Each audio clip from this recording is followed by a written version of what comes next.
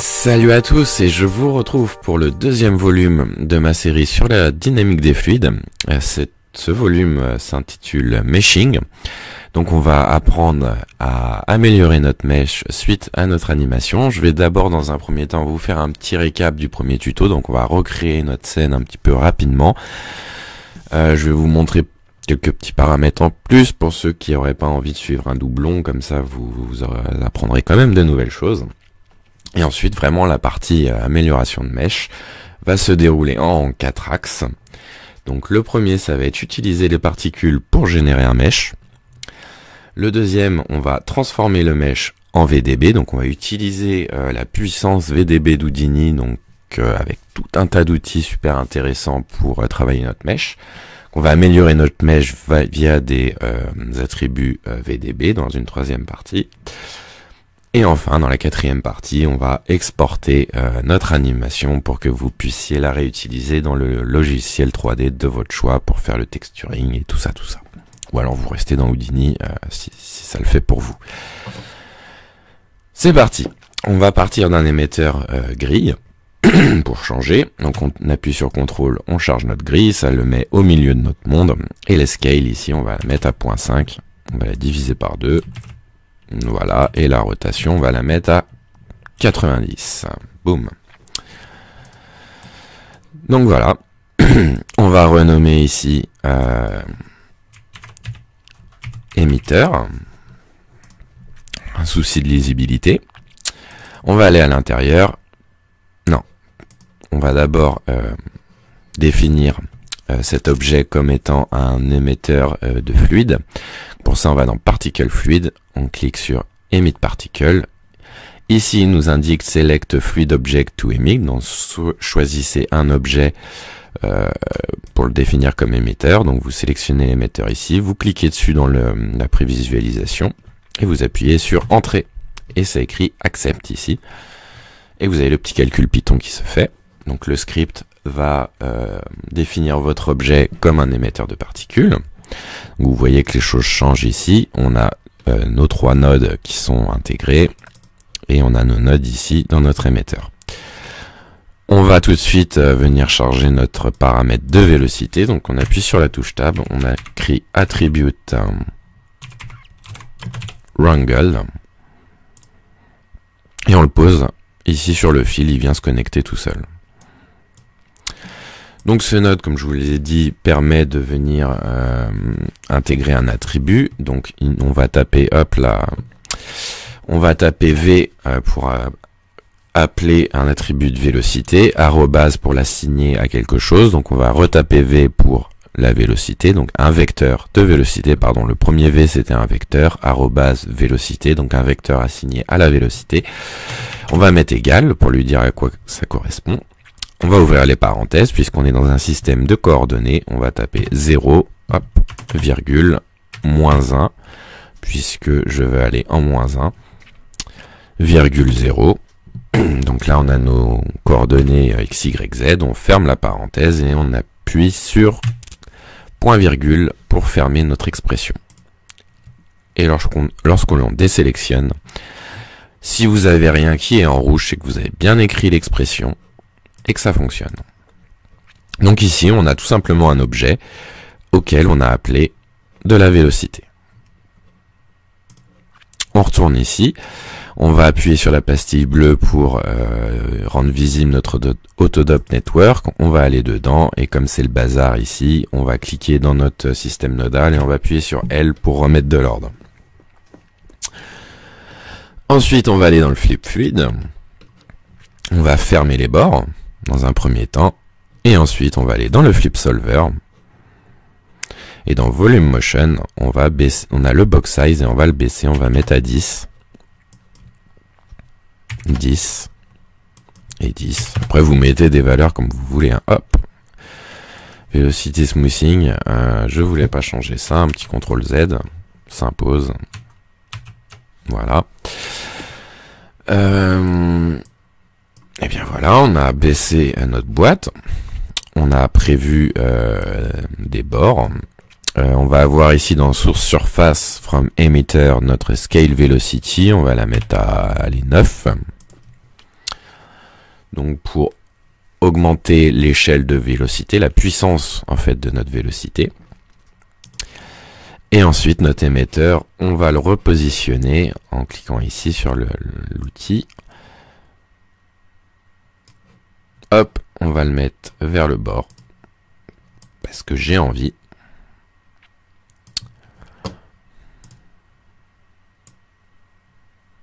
Alors, on va faire quelque chose comme ça, près du bord.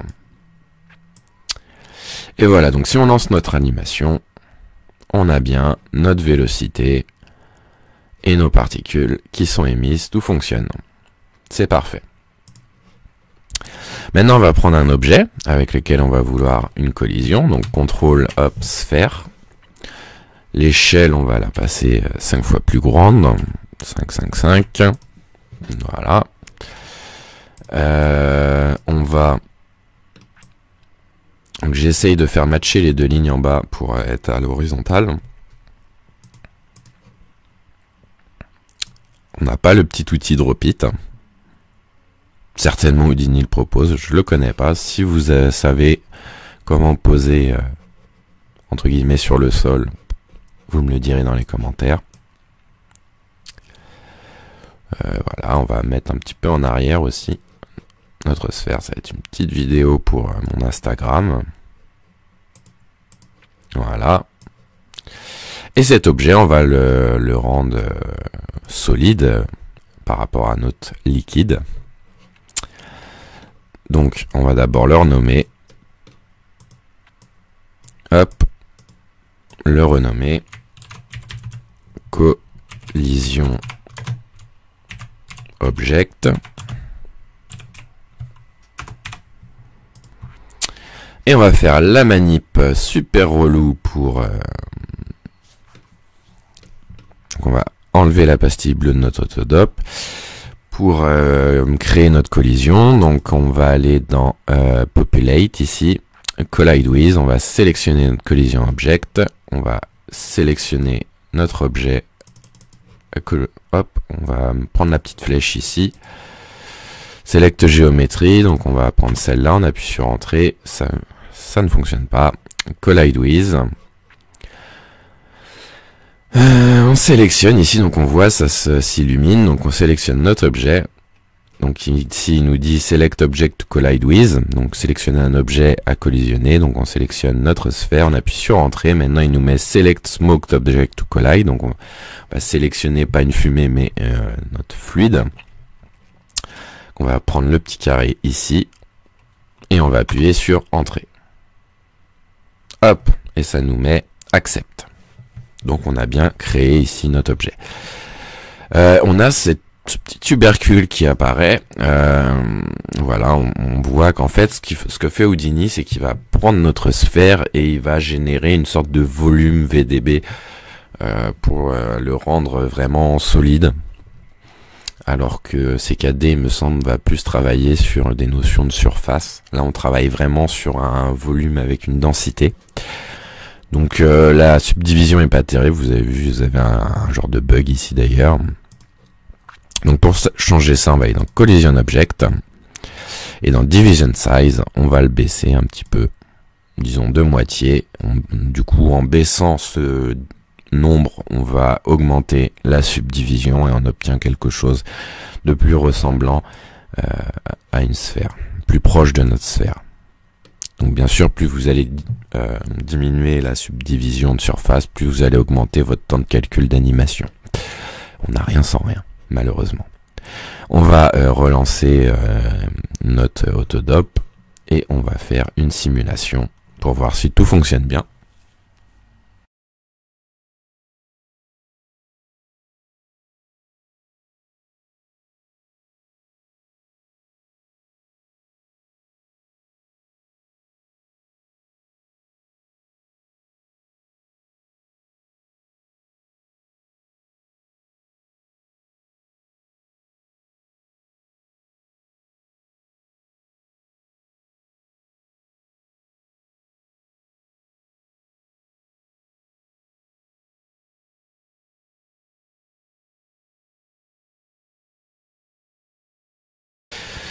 On va passer à notre système de meshing. Donc, pour créer un mesh, on va aller dans notre hiérarchie ici. Je veux ouvrir un petit peu, augmenter un petit peu ça.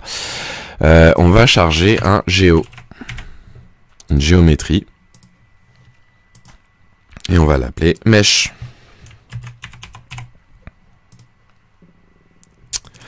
On va aller à l'intérieur. Hop, le file, on le supprime, on n'en a pas besoin, touche sup. Et on va appeler un dop.io. Dop.io. Pour importer en fait nos particules. Donc ce node va vraiment servir à prendre les informations du système de particules. Donc dans ce node, on va aller renseigner le DOP Network avec le DOPNet 1. Donc ici le DOP Network. On va aller dans Open Floating Operator Chooser. On va aller chercher donc notre DOP, notre AutoDOP ici. Et on va cliquer sur Accept. Donc on va lier notre AutoDOP Network au DOP Network. Bien renseigner que c'est ce système que l'on veut charger. Et le DOP Node, ici on va chercher notre Flip Object. Donc le Flip Fluid Object. Et on va accepter.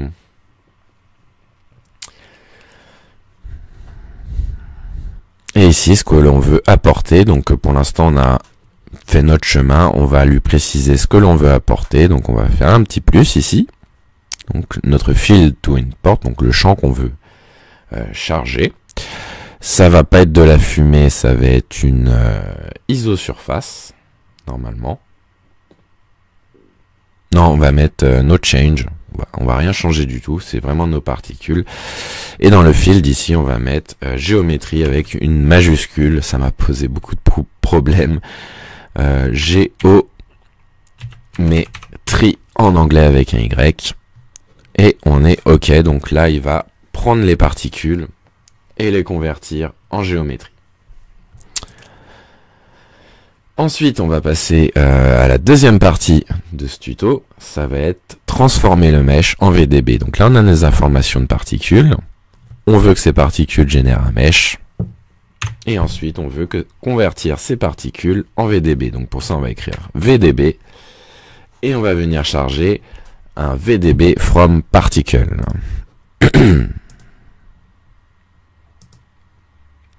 Pas nécessaire de prendre le particle fluide.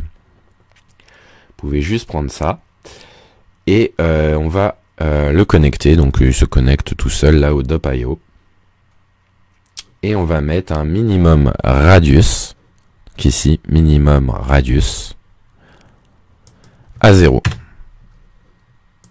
pour vraiment considérer les particules comme au minimum de leur taille. Donc voilà, on voit que notre VDB fonctionne, on a notre système qui se fait. Donc vous voyez, c'est absolument horrible puisque c'est de base, on n'a rien touché. Là, on voit effectivement que la sphère fonctionne avec la collision. Pour l'instant, on est pas mal. Et vous allez voir que le système de VDB va être vraiment très puissant pour améliorer notre fuite. Donc pour l'instant, il prend chaque particule et il génère un VDB grossièrement. Donc pour améliorer tout ça, on va aller dans notre network. Hop, notre AutoDOP ici. On va aller dans Flip Object.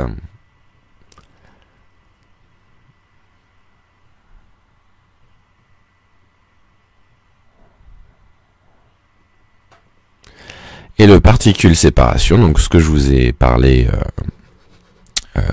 ici pour améliorer votre mesh. On va faire un clic droit dessus. On va copier le paramètre et on va venir le lier dans notre mesh. Ici, on retourne au VDB from particle avec le voxel size. Donc ici, vous mettez paste copy relative reference. Boom. Et ici, vous pouvez maintenant multiplier. Donc vous avez, pour l'instant, on est à 0,1, 0,1, donc le voxel correspond à la séparation des particules. Vous pouvez multiplier cette expression par une valeur inférieure à 1 si vous voulez affiner votre résultat, ou alors supérieur à 1 si vous voulez le grossir. Mais bon, vu l'état de notre mèche, on va plutôt chercher à améliorer la finesse de notre mèche. Donc on va l'améliorer de moitié, on va multiplier par 0,5. Et là vous voyez déjà on a quelque chose de plus précis.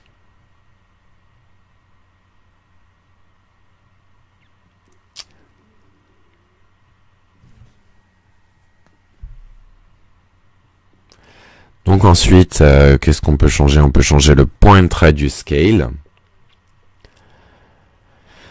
pour changer la taille des particules. Donc si je le diminue, voilà, on va avoir des particules plus petites. Si je l'augmente, on va avoir des particules plus grosses. Donc c'est à vous de voir.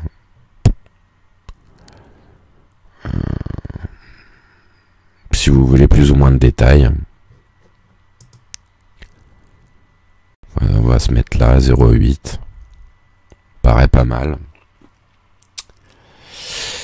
Donc voilà, on a converti notre système et on a linké notre voxel size aux particules. Donc on est pas mal et maintenant on va améliorer donc ce VDB. Donc pour ça on va appeler on va d'abord convertir donc là on a intégré notre VDB depuis nos particules. Il nous faut un convertisseur de VDB pour vraiment convertir en VDB notre système. Et on va le linker ici, si ça ne se fait pas automatiquement. Et dans Convert ici, donc pour l'instant on a des informations, on a des particules qui ont été converties en volume. Hein. Ici, vous avez, comme je vous l'ai dit, vous avez, hop là, pardon. Dans le DOP.io, on a mis no change. Là, va falloir vraiment dire à Houdini que ce qu'on veut, c'est pas un volume VDB, de la fumée, des trucs bizarres. Non, ce qu'on veut, c'est des polygones, un mesh. Donc ici, dans Convert to, on va pas prendre un volume, on va mettre Polygon Soup. Hop, on va se mettre ici. Et ça nous remplace donc notre VDB en un mesh de polygones. Donc voilà à quoi sert vraiment ce node-là. La transformation de nos particules en VDB et de notre VDB en mesh est faite. On va pouvoir maintenant améliorer notre mesh avec tous nos outils VDB présents d'Houdini. Donc on va faire notre petite touche tab favorite et on va appeler un VDB Smooth. Alors est-ce que ça va être non, je pense que c'est le Smooth normal. Hop, on va connecter ça.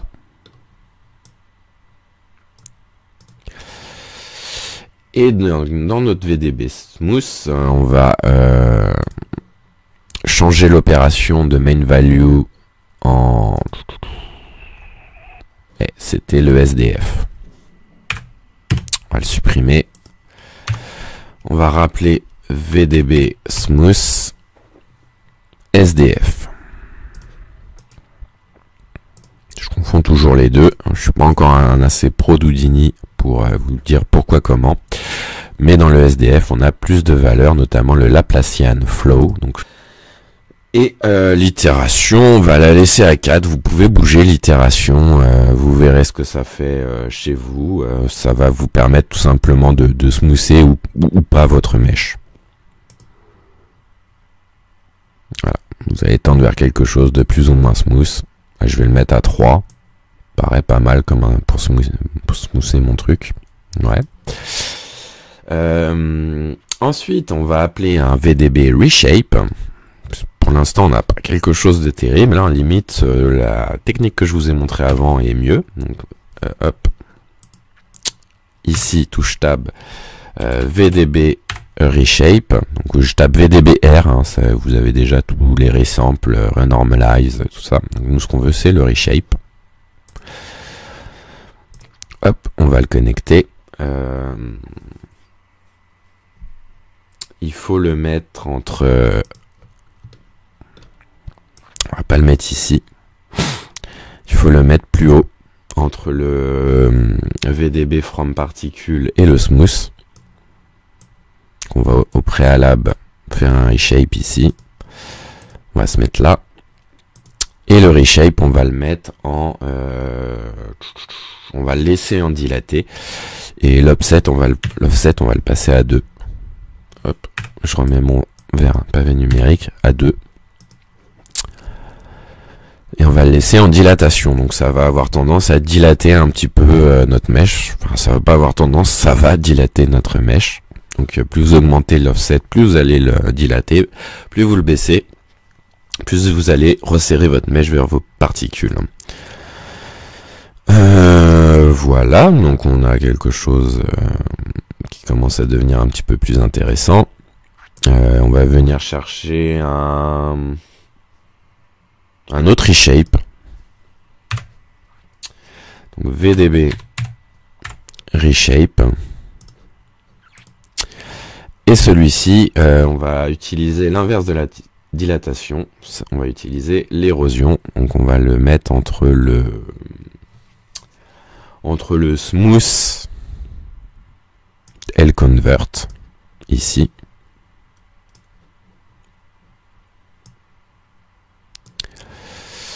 Et là, on va utiliser érosion. On va se mettre là pour voir ce que ça donne. Et l'érosion, on va le mettre en 2 aussi.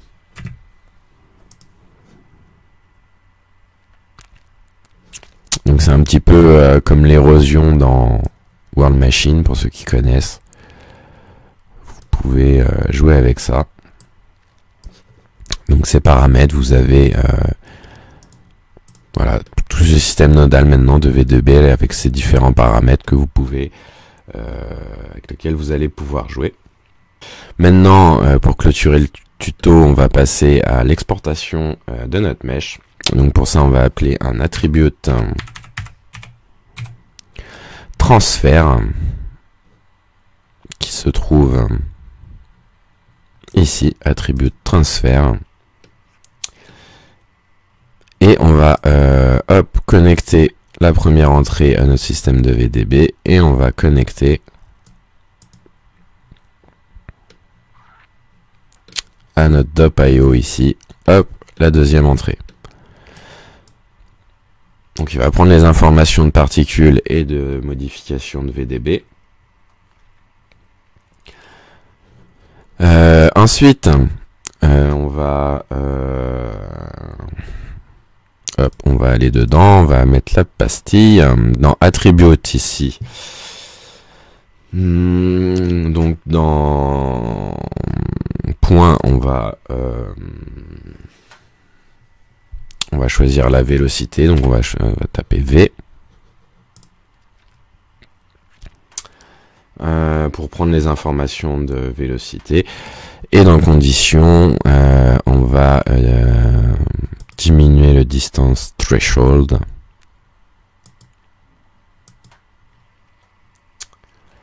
Vers 0,1.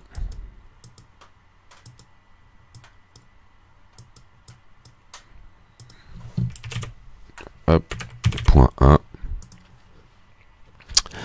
Pour avoir aucune distance threshold, ça va être un resampling, donc nous c'est pas ce qu'on veut. Le max sample aussi. Ici le max sample count. On va le mettre à 2. Voilà. Pour avoir ça va resampler en fait votre mèche, hein. Il va prendre vous pouvez choisir la taille de vos polygones, le resampling et tout ça avec ces outils. Et enfin, on va pouvoir appeler un file cache.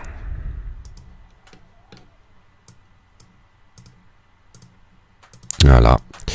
Et ici, dans Geometry File, donc vous, dans File Mode, vous choisissez Write File. et vous allez ici choisir votre sortie, ou alors comme je vous l'ai montré, vous allez dans File, Export, Alembic. Donc voilà, j'espère que ce tuto vous aura plu. En tout cas, il est quand même assez intéressant de voir qu'on peut retravailler notre mèche. Vous avez quelque chose de vachement intéressant. Si on enlève ici et qu'on va dans Particle Fluide, c'était là, notre mèche de base. Ça prend un petit peu de temps. Donc c'était la technique que je vous avais montrée. Là, on va utiliser vraiment les VDB pour améliorer notre eau. Donc vous pouvez, pourquoi pas, préférer ce résultat si vous préférez. Néanmoins, vous n'avez pas beaucoup de contrôle là-dessus. J'aimerais vous montrer une dernière chose. C'était un paramètre qui s'appelle Boulders. J'aimerais bien vous le retrouver puisqu'il est quand même très utile, parce que sinon vous allez avoir des bugs et vous allez me dire dans les commentaires mais comment je fais pour résoudre ça. C'est un paramètre qui s'appelle Boulders en fait, et ça vous permet d'éviter d'avoir cette dilatation. Vous le voyez sur les bords, vous avez une sorte de dilatation de votre mèche qui est pas terrible.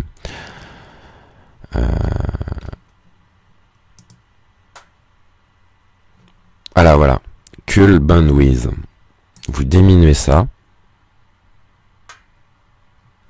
Non, vous l'augmentez. Ou non, vous le décochez. Boum. Voilà, vous perdez cette dilatation et vous avez quelque chose de vraiment solide. Donc voilà, vous pouvez soit exporter ça, soit exporter le mesh avec les VDB comme je vous l'ai montré. Vraiment, le mesh ici est quand même un petit peu plus basé sur des gouttes d'eau. C'est à vous de voir. Après, vous pouvez améliorer votre érosion, tous ces paramètres de VDB. Forcément, là, c'est pas ouf, mais vous pouvez changer les itérations. Hop. Ou les baisser. Là, vous allez avoir quelque chose d'un petit peu plus proche de ce que vous avez en preview. Je vais enlever l'autodop. Voilà.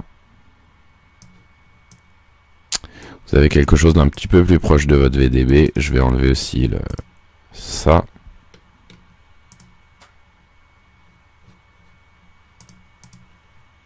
Je vais même l'enlever d'ici.